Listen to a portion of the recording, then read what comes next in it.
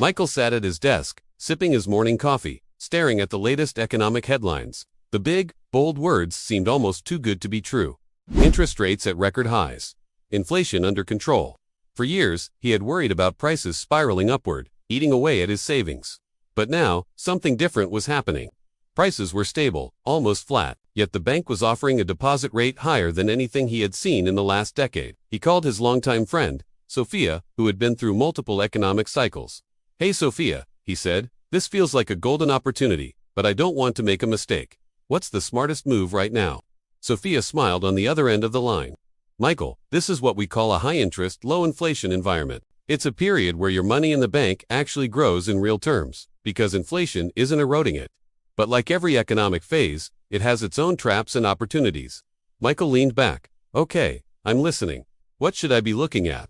1. Taking advantage of high-yield savings and fixed deposits. Sophia explained that when interest rates are high, banks compete for deposits. This means high-yield savings accounts and fixed-term deposits can give you solid, risk-free returns. If inflation is low, say, around 2%, and you're earning 5% from the bank, that's a real return of 3%. That's huge. Michael thought about his emergency fund, which had been sitting in a standard savings account earning next to nothing.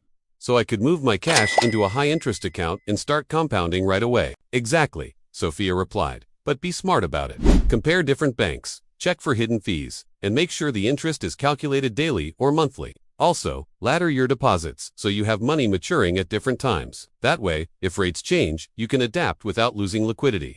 2. Bonds. The quiet power of fixed income. Michael had always thought bonds were boring. But Sophia painted a different picture. In this environment, government and investment-grade corporate bonds can be excellent.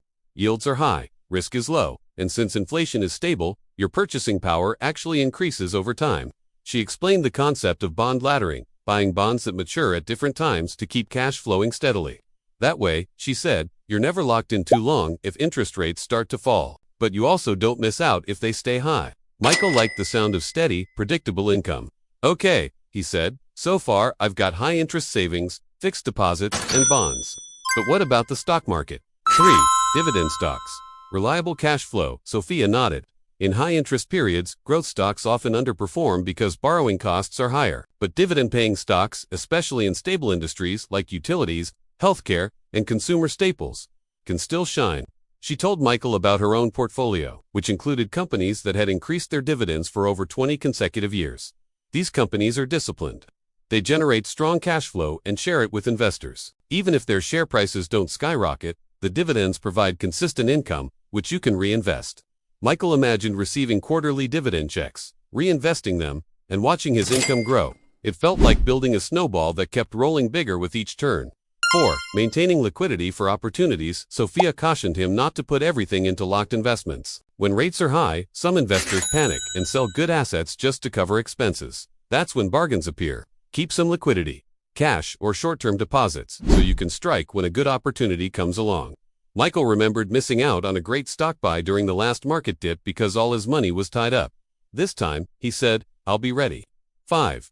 Real estate considerations. Michael asked about real estate. Sophia explained that in high-interest periods, borrowing for property is expensive, so housing demand might slow. But, she added, if you have cash and can buy without heavy financing, this can be a time to negotiate great deals. Sellers are often more flexible because buyers are scarce.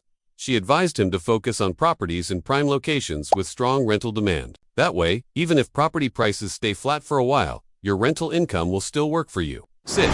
Avoiding the traps. Sophia warned about a common mistake: chasing overly risky investments just because interest rates are high.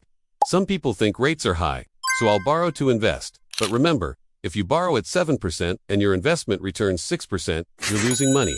Always calculate your real return after costs and taxes. Michael wrote that down in big letters.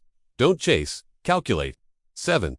Michael and Sophia put the plan in action over the next few weeks.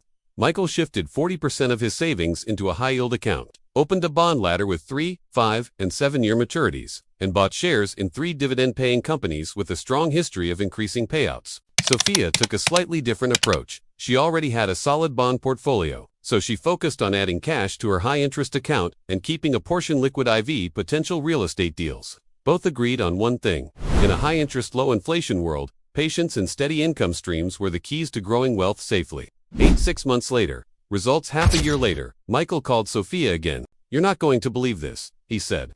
"My savings account interest alone covered my utility bills for the month, and the dividends for my stocks. I reinvested them into more shares, so next quarter's payout will be even bigger." Sophia reported that one of her bond maturities came due, and she reinvested it at an even higher rate because the central bank had anti-cut rates yet. She was also close to securing a rental property from a seller who needed to move quickly. 9. Lessons learned. They both agreed on the main lessons of this period. Take advantage of high guaranteed returns while inflation is low. Diversify across safe income-generating assets. Keep liquidity for unexpected opportunities. Avoid over-leveraging in a high-rate environment. As Sophia put it, markets change. Michael, one day it'll be inflation, another day it'll be deflation. But if you understand the rules of each period, you can win no matter what. Michael smiled. And right now, the rules say, let the high rates work for you.